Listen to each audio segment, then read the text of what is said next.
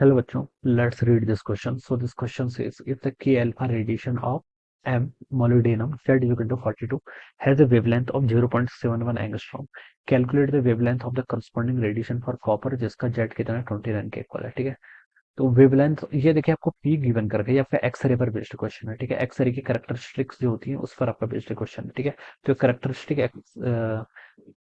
X ray के corresponding देखिए हम यहाँ पर देखिए किसका यूज करेंगे इस क्वेश्चन को सॉल्व करने के लिए, मॉसले लॉ का यूज करेंगे। ठीक है, तो देखिए बच्चों इस क्वेश्चन का की कॉन्सेप्ट आप क्या लिख सकते हैं, मॉसले लॉ लिख सकते हैं। ठीक है, मॉसले लॉस। ठीक है, this will be the key concept of this question. ठीक है, जो देखिए हमारे जो पीक्स आते हैं उनके बीच में ये क्या बताता है, आपका रिलेशन बताता है। ऑलराइट, और इसका फॉर्मूला क्या होता है आपका, अंडर रूट न्यू किसके इक्वल होता है आपका, A times Z minus B. B आपका स्क्रीनिंग कांस्टेंट होता है जिसकी वैल्यू अप्रोक्सीमेटली हम 1 के इक्वल एज्यूम कर लेते हैं। ठीक है, तो ये आपकी इक्वेशन होती है। इस इक्वेशन का बच्चों हम क्या करेंगे यहाँ पर यूज करेंगे।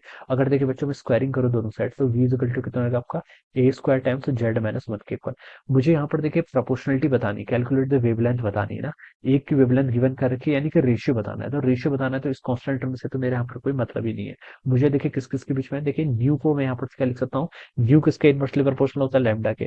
तो मैं इसको मैं यहाँ पर 1 ओवर लैम्डा लिख सकता हूँ। 1 over lambda it is proportional to कितना हो जाएगा, जेड माइनस 1। बस यही टर्म मेरे लिए इंपॉर्टेंट है। ठीक है, तो ये टर्म मेरी प्रोपोर्शनलिटी है तो मैं इसको ऐसे लिख सकता हूँ। देखिए यहाँ से देखिए ऐसा लिख सकते हैं आपका 1 over lambda it is proportional to Z1 minus Z2। ठीक है, या फिर आप इसको ऐसे लिख लीजिए, lambda is proportional to 1 divided by Z-1 के इक्वल, ये भी लिख सकते हैं। ठीक है, अब मुझे λ1/λ2 बताना है। ठीक है, और वो भी दो दो डिफरेंट देखिए कि आपके एलिमेंट है, एक मोलिडेनम है और एक है कॉपर। तो लैम्डा फॉर मोलिडेनम ठीक है divided by lambda for copper, ratio बताना है तो रेशियो तो बहुत इजी हो जाएगा आपको सॉल्व करना। ठीक है, तो जेड फॉर कॉपर -1 हो जाएगा क्योंकि इन्वर्सली प्रोपोर्शनल है, डिवाइडेड बाय क्या, जेड ऑफ एमओ -1 हो जाएगा। ऑलराइट, अब यहाँ से मुझे क्या बताना है, करस्पॉन्डिंग वेवलेंथ। ठीक है, calculate the wavelength of the corresponding radiation for copper, lambda C U की वैल्यू मुझे बतानी है।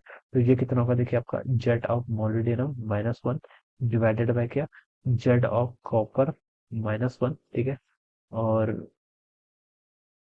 टाइम्स आपका लैम्डा ऑफ एमओ हो जाएगा। ठीक है, ये वैल्यू यहाँ से इतनी देगी।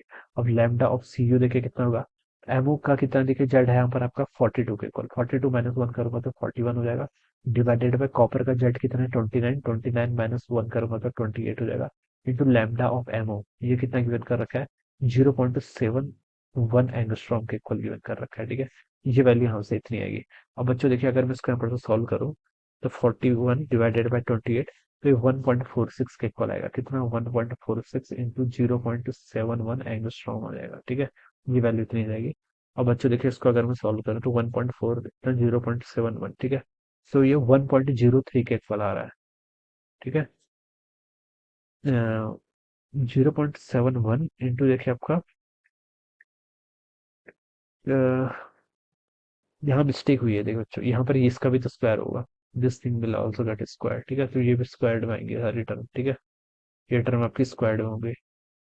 तो यहाँ पर देखिए 0.71 ये टर्म तो आपकी ठीक थी, इस टर्म का आप स्क्वायर कर लीजिए चलिए। ठीक है, और ये टर्म को आप क्या करेंगे, स्क्वायर करेंगे। ठीक है, 1.46 का स्क्वायर देखिए बच्चों कितना आता है, 1.46 इंटू 1.46 करूंगा तो 2.13 के इक्वल आ रहा है। तो यहाँ से मैं लिख सकता हूँ लैम्डा ऑफ कॉपर देखिए कितना आएगा, 2.13 इंटू 0.71 एंगस्ट्रॉम।